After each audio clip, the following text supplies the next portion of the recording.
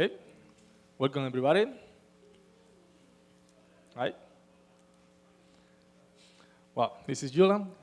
He's going to be talking about TrieHash, a perfect hash function generator. Please enjoy. Yes, let's get right into it and start with a few definitions. Like, this is a bit mathematical, but a hash function, I'm sure everyone knows what a hash function is. Basically, you have a large set of keys and you map it to a smaller list of values. For example, you map strings to integers, and then you can use the value to like index a hash table. And it becomes a perfect hash function if every value has at most one key. So if you have two different keys, they will have different values if you apply the hash function to it. This means if you have a hash table, the buckets in your hash table will always have no collisions. And another thing is a minimal perfect hash function. It's minimal if the number of keys is the same as the number of values. So that is the hash part, and the trie part. A trie is a search tree where the position in the tree determines the key. So in this case, we can see that we have multiple words like to, ted, or t, and the path we chose from the root determines which key we are currently at. And that's very effective. So you can, if you have every level, you can do every level in constant time. Basically, the lookup depends on the length of your key only. So you can have as many elements as you want inside the tree, and the lookup speed is always constant, basically. A multi-character trie is a multi-character trie is basically the same thing, but instead of like looking up a single byte at a time, we start by pulling off as many bytes as we can. So usually powers of 2. So in this case, we try to look up hello and hello. So we first have the first 4 bytes. So we have 2 choices, hell and hull, and then we can look up the final byte and get to the end. So this will allow us to generate more performant code because we can read multiple bytes at a time, and we're going to see how the code looks later. And we can split up the tries. So we want to have all our tries look the same, so we can split up the trie we have into one try for each word length. And then we basically just look up the length of the word we're looking for first. And then we look up in the individual trie if the word is in the trie.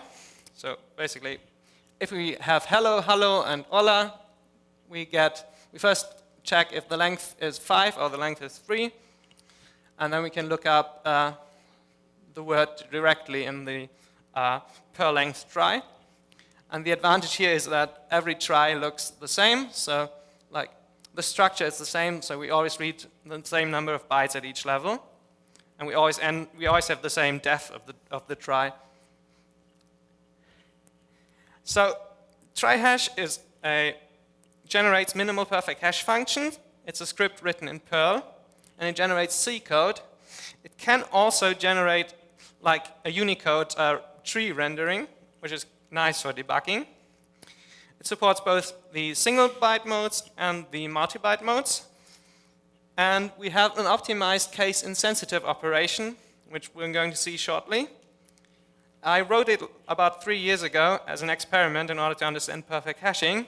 It turned out to be super fast, so I finalized it and made apt use it instead of like gperf or the RE2C code, because it's like twice as fast or like 3 times as fast for case-insensitive lookups.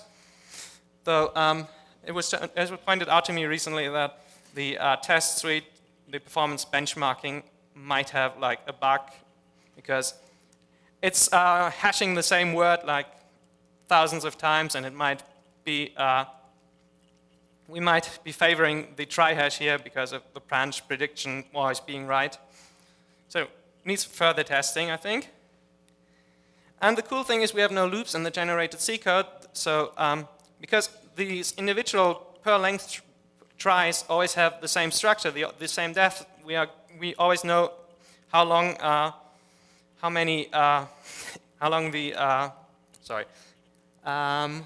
we basically always know how many bytes we have to read from the word. So we don't need a loop to check like this is the end of the word or stuff like that. And that's really fast because it's the same as an unrolled loop. You basically avoid a number of checks at each byte. So representing tries in C. So the first presentation is a really stupid runtime representation. So it's like we have a value at each node, and then we have 256 children for the node, and we would allow, basically, we would index it by just using the character we're currently reading in the word and indexing children with it, and then we get the next try node, and then we continue until we're at the end of the word.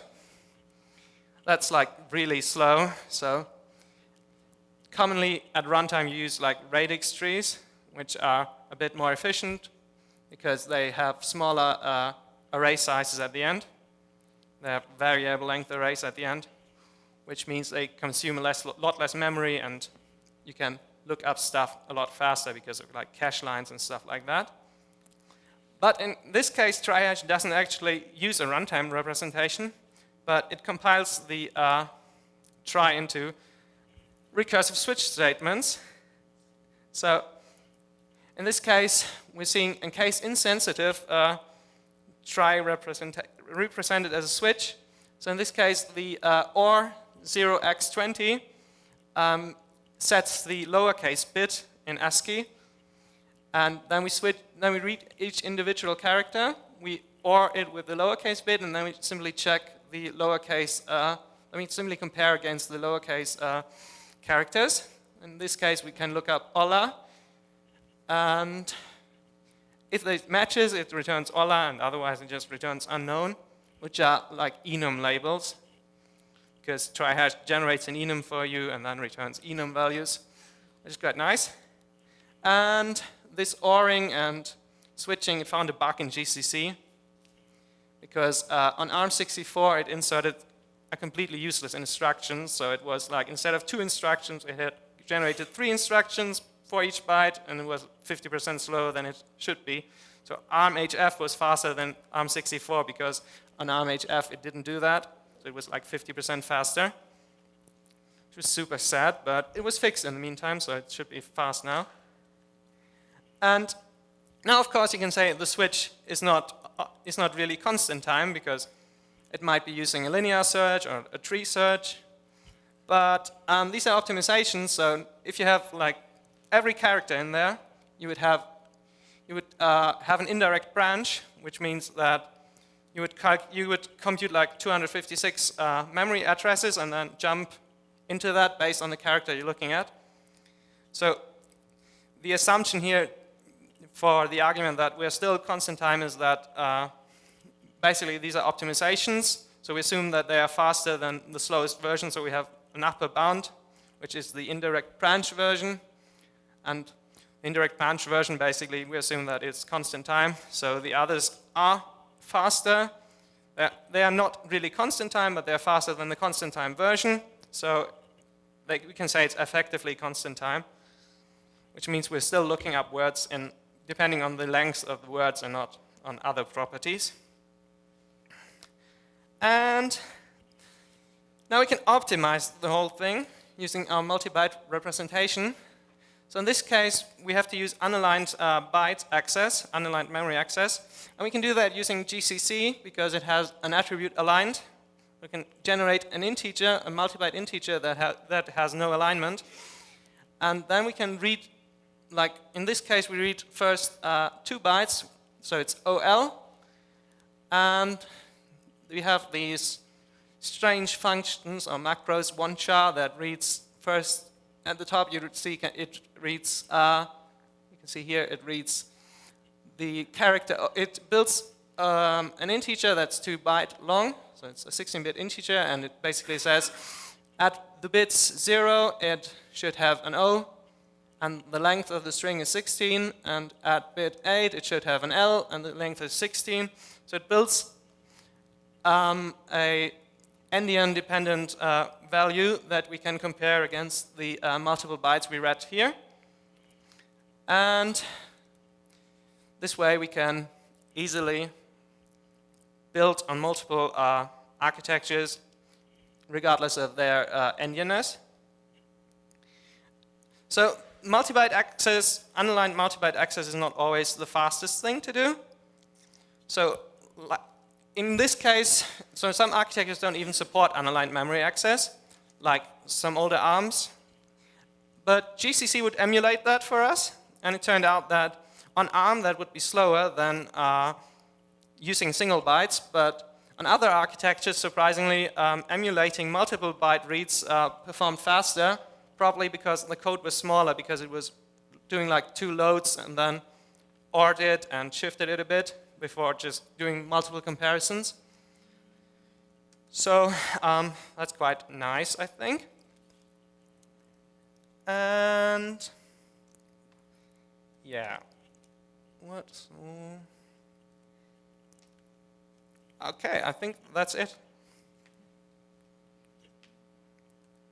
We can have a demo if you want. I think we still have like 4 minutes, enough time to like play a bit around with it. So I have like, you can see a bit the generator. Oops. So I have a list of words in here like hola, hello, and hello. In this case, hola is supposed to be mapped to 5. I can run TrieHash words. Oops, TrieHash words. Put it through less, and it generates, first it generates the enum at the top. So it starts counting with hola at 5, and then hello is 6, and hello is 7. And unknown is always like -1.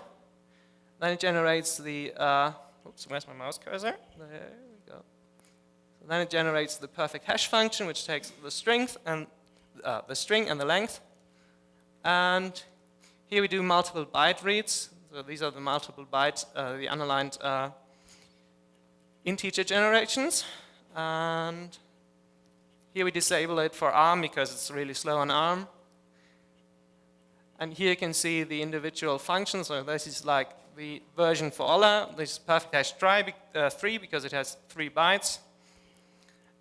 And we already saw this. So it generates basically for each length, it generates perfect hash and the length. And because we know the length, we don't need to pass it anymore, which is useful because we don't need to check the length either, because we already know that the string has a certain length, so we avoid like constant lookups in here.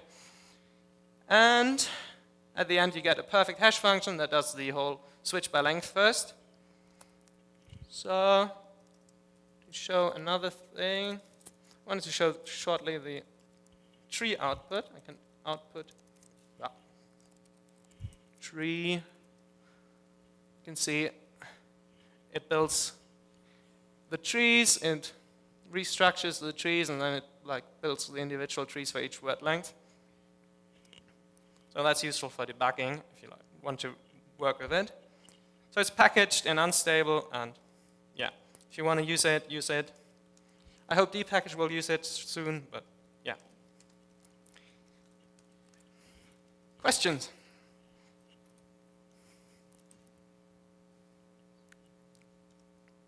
Any questions? No questions from the streamer? No?